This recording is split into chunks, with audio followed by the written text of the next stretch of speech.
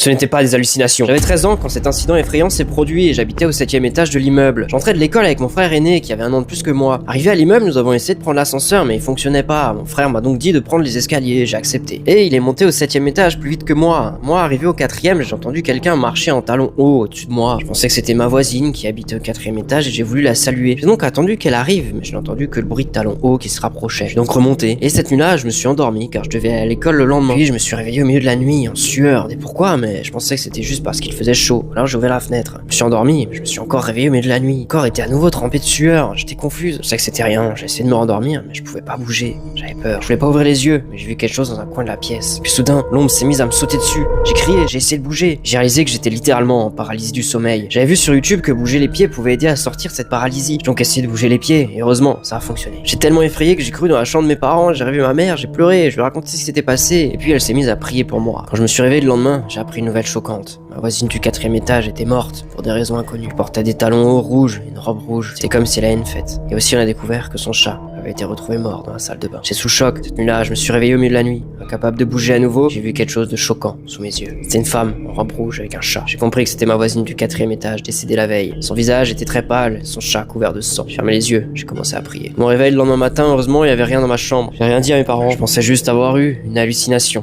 Je me pose tellement de questions. Pourquoi ça m'est arrivé? Pourquoi est-elle venue dans ma chambre?